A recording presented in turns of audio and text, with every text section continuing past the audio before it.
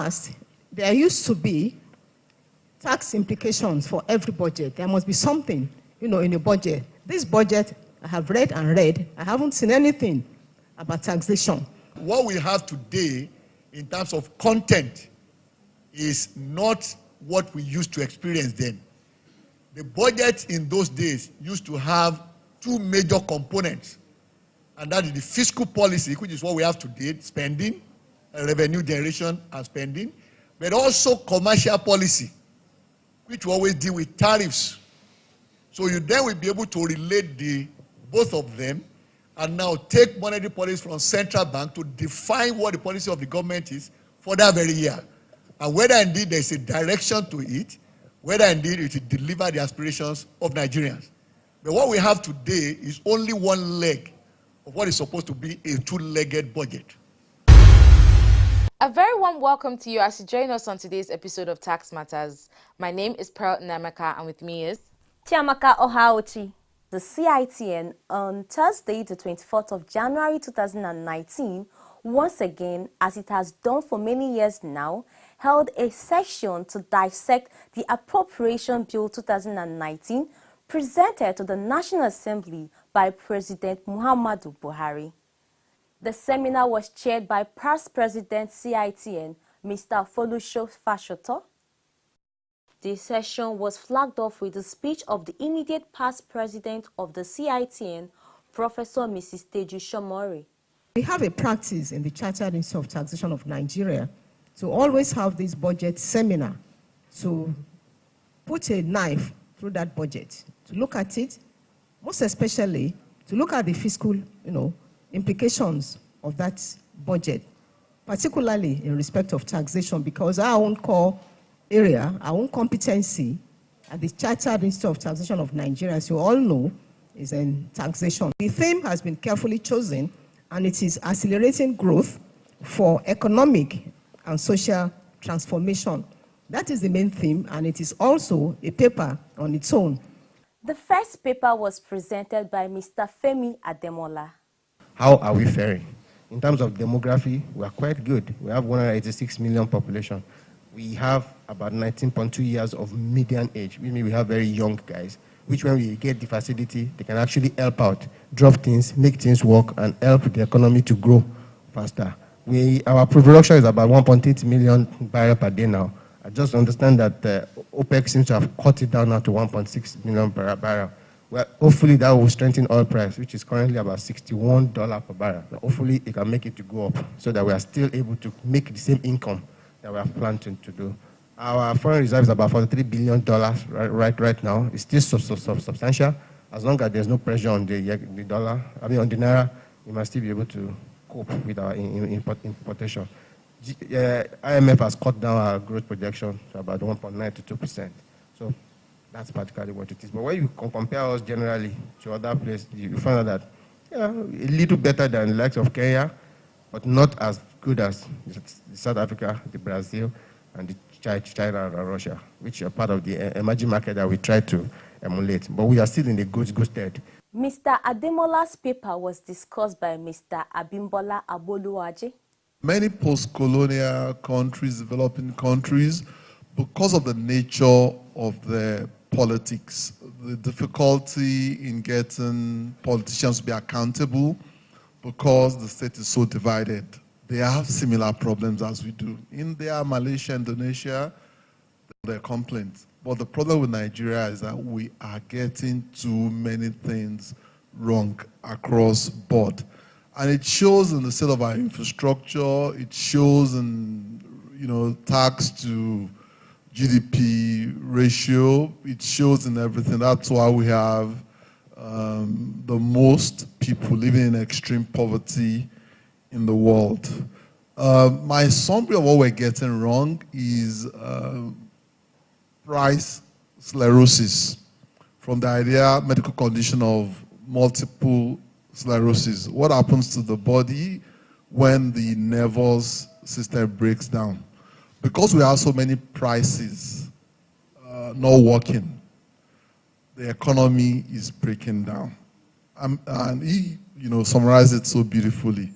socialism. The idea that you can pay someone 1 naira and get him to deliver 10 naira worth of quality good for you.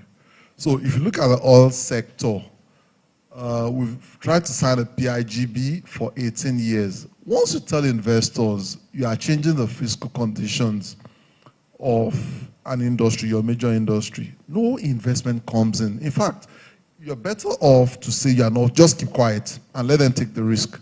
Once you say you're doing it, they're waiting for you to doing it, they're holding onto their pocket. So for 18 years, no investment is coming, just trickle. Why are we doing this to ourselves? Look at the fuel subsidy. Why should we be spending 1.12 trillion on fuel subsidy for people like us who have 2-3 cars when we have 13 million children out of school, against the highest in the world? Again, power, very critical to our economy. Why shouldn't we have power? That's a technology that's probably 130 years old. There's nothing sexy about it. It's just very routine. But when you decide that you will fix tariff below what it costs to deliver power, the banks will not lend. These are very elementary things we're getting wrong. Look at our VAT. VAT is 12.5% in Ghana, 15% in South Africa, 18% in Ivory Coast. It's been 5% forever in Nigeria. This is a tax that's very, easy to charge. So we collect too little money from the citizens, then everything we collect, we spend on the wrong things. Scary analysis of the state of affairs there, isn't it? Yes, very scary. So let's see whether Budget 2019 has the solution. The second paper was presented by Dr. Biodun Adedipe. Dr. Adedipe spoke at length about the social intervention programs of the Buhari administration and the positive impact these are having on the government's efforts to pull the vulnerable members of the society out of poverty. Topic, Budget 2019, evaluating social safety net for poverty alleviation. And it's a very, very big thank you I put to the Institute, because until you gave me this to do, I had no idea how much had been done in this area. And of course, I discovered some pleasant things, and I would like to start on that note. That for me, what we have in the last 4 years, and I say this with every sense of responsibility, is a lot of work on the economy. I'm an economist professionally, so I deal with data and a whole lot of that. And what I've seen with our economy is that if I take where we were at the end of 2017 and look at where we were at the end of 2018, there has been improvement. And of course, there's data to prove that. People need to be encouraged that things are not as dark as we seem to tell ourselves. I also hear people say Nigeria is the capital of poverty in the world. That is incorrect. Incorrect because those who make such statements, we have faulted the way they measure poverty. Because they measure poverty based on what is happening in the formal sector of the economy. And so within their own context, therefore, they look at how many people are in the formal sector, how many of them are employed gainfully, and how many are not employed, and then they generate, the unemployment data. And then they extrapolate that to poverty as well. And so the narrative is that a lot of people in Nigeria are in the informal sector. We've also interrogated the fact that surveys were carried, and they said Nigeria also happens to be one of the 3 countries top rated, having the happiest people in the world. So how do you reconcile happy people with poverty?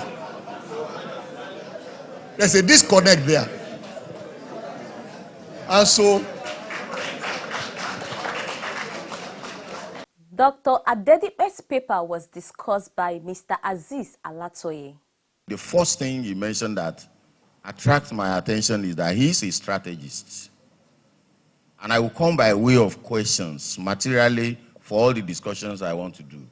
As a strategist, the first question on 2019 budget is that, at what points of performance are we really on this budget and where are we going? And let me explain that. I remember we used to have a Vision 2000, then we have Vision 2010. Now, Vision 2020. This is 2019. So, are we at a 9 all over 10 of this year we are going, or we are at the middle of nowhere? Because we must have where we are going. Referring to the last example you gave about China, from what I read, on the papers, China has a strategy of bringing all its own poor people from poverty to prosperity. And it did 700 million people over a period of 30 years. That's what it did. That's what China did, and what placed China ahead of the whole world. So this budget, where are we? Is it year one of moving people from poverty to prosperity, or year 9? Or year 0? Mr. Alatoye went ahead to make suggestions on the way forward. As a matter of strategy, number one is that we must know our numbers in this country by way of population census. I don't think it's right just to be guessing. I know we cannot have correct number at any point in time, but we must be able to measure the number of people we want to bring from poverty to prosperity. And therefore, our budget must be strategic. I want to talk about the revenue growth. If I may ask us, which product is number one product in Nigeria? Oil. Now, the oil is number one whether we like it or not. And what we need to get out of oil is the oil itself. By investing the oil money to get out of oil. I want the Institute to recommend to the government, if possible, that the law that is going to stimulate the economy is the petroleum industry bills, the petroleum industry governance bill, and the petroleum industry bill. And I'm aware that the Institute has done a lot of work and recommendations to the government.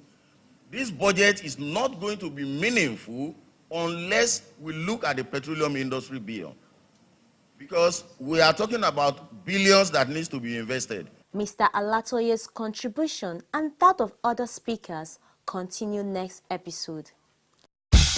In 2018, a total of 5.320 trillion naira was collected as taxes by the Federal Inland Revenue Service, FIRS. This is the highest ever collected as federal taxes in Nigeria. Taxes have become an important source of revenue, enabling the government to provide greater infrastructural developments in our country. Tax revenues enable government to provide more roads, more railways, more bridges, more housing, more schools, more students in schools, more hospitals, more security, and generate more power. Because Nigeria deserves more. Only your taxes can make all our dreams come true. This message is from the Federal Inland Revenue Service, FIRS. It pays to pay your tax. You are still on to tax matters, and as they say, the CITN still has the floor. The CITN is one, yes, but for democratization of participation by members, members are encouraged to belong to district societies. At the last count, there were 34 district societies. Easily the foremost of those district societies is the Lagos District Society, always in the lead in putting together activities and events. For some years now, the Lagos District Society has been holding annual tax weeks. We recall that in 2018, activities marking the annual tax week included a night with entertainers. On Thursday, the 17th of January 2019, a symposium was held as part of the 2019 Annual Tax Week. It began with Tax Walk, a roadshow, on January 15th, followed by courtesy visits to prominent Lagosians on January 16th, and then on Thursday, the 17th of January, a symposium and an award presentation ceremony took place at the CITN Secretariat in Lagos. The symposium was graced with the attendance of the President and Chairman in Council of the CITN, Chief Cyril Ede, past President Prince Kunle Quadri, the Institute's Registrar, and other Council members. Immediate past Chairman of the Lagos District Society and Chairman of the Tax Week Planning Committee, Mrs. Oluwatoyin Campbell, welcomed guests to the event. The Tax Week is held annually in January by the District of Excellence with the sole aim of sensitizing taxpayers on the need to pay their taxes as and when due, to begin the year with their tax considerations in preparation for their operations within the year, such as filing their annual returns and making all backlog remittances due to the government coffers accrued during the year up to date. 3 papers were presented around the theme of the symposium. Professor Abiola Sani of the University of Lagos began his presentation by tracing the origin of taxation in modern society. Social contract theory became popular in the 16th, 17th, and the 18th centuries as a means of explaining the origin of government and the obligations of subjects. So it was formulated after government had been formed. So some theorists sat down and they tried to explain, tried to rationalize it. So according to Hobbes, man was living in a state of nature where life was brutish, nasty, and short. So power was might, and everybody depended on his ability. So there was a total anarchy in the society as each man struggled to survive, which culminated into what was described as survival of the fittest. So this state of affairs continued until man resolved to come together to chart a course for peaceful coexistence and protection of lives and property. So it was a design of man for the survival of all. So what happened? To achieve this, man sacrificed some individual freedom for state protection. These rights and individual freedom were surrendered to the state, called the Leviathan. So people voluntarily surrendered their rights. So the state requires some form of support from the people to enable it discharge its functions and responsibilities.